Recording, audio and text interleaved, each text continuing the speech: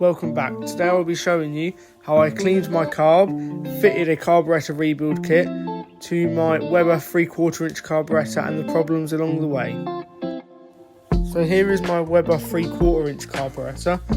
I don't believe this is the original because I believe the originals had Solex carbs, but this is the one that I came with, so this is the one I'm working with, and I'm just trying to clean it all up.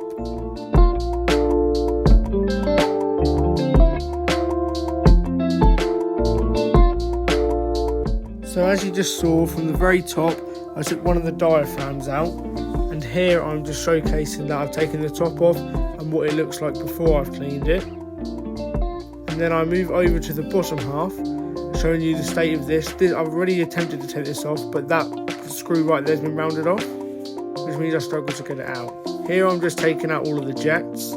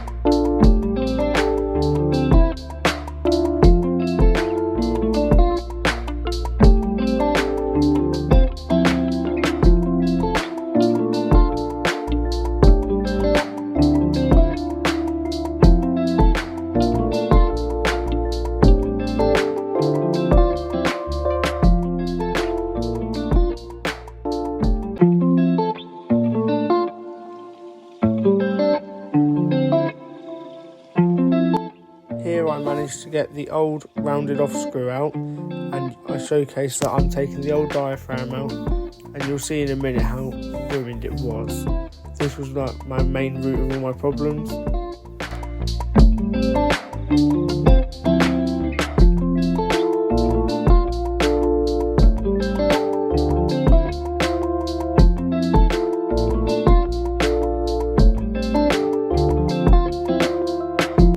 Here you can see all of the debris left behind by the diaphragm. It was actually stuck to the main body of the carburettor, so as I pulled it off it ripped, and I think that tore the seal in the diaphragm, and that's why it had to be replaced.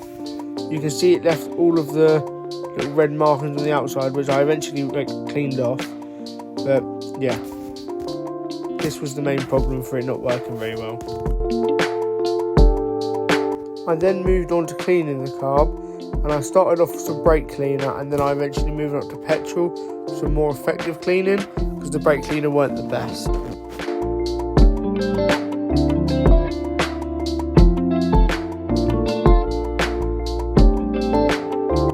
I used the brush to get in all of the little nooks and crannies, which really did help, but then I also went in after with a rag just to try and tidy up everything. This is me fitting all of the little jets back in, making sure they're all tight and all of the idle screws, and just everything that I took out before.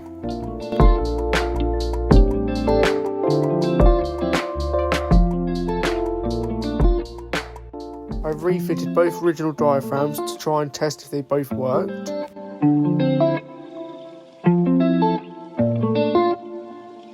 Then this is me preparing to test it by filling up the bowl with petrol and then tightening the top back down.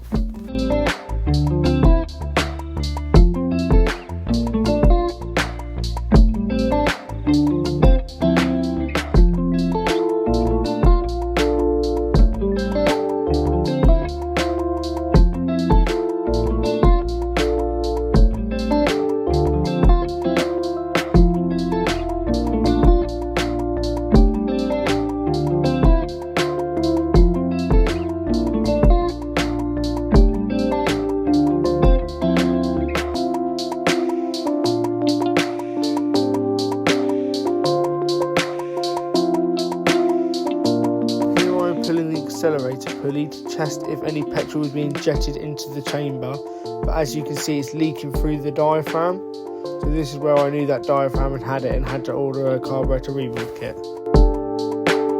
This is a new diaphragm compared to the old diaphragm. You can just see how much better condition it is. and this is where I'm just showing you how to fit it. This is the top diaphragm, and then in a little while I'll show you how to fit the bottom diaphragm.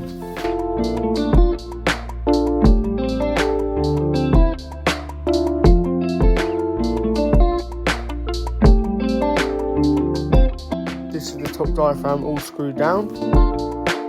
Here I am taking the top back off so I can get access to the float, because with the carburettor rebuild kit it gives me all the new seals and all the new gaskets, so I just did a complete overhaul of the carburettor.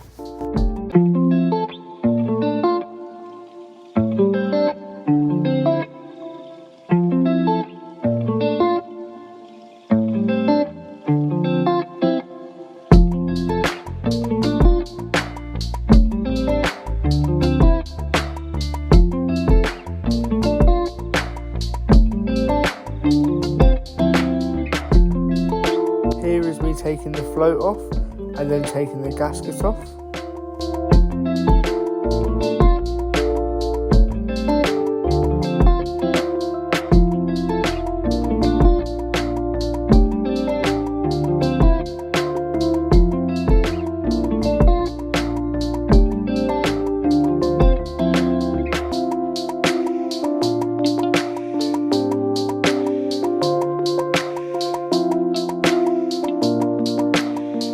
Here I'm taking the old filter off, and the state of the old filter was horrific compared to the new filter, so I'm glad I changed that. I also cleaned out the filter hole and then refitted everything. Put the new gasket on, and I also changed another little brass part that came with it, this part here, because that came with the overhaul kit, so I changed that too.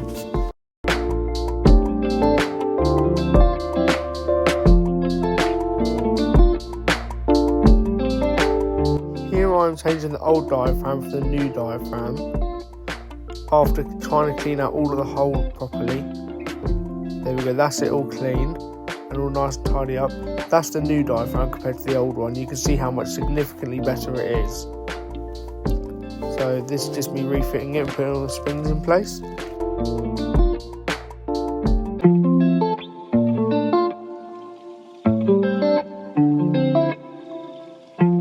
Here is a little time lapse of me trying to refit it up and connecting all the cables again in the engine.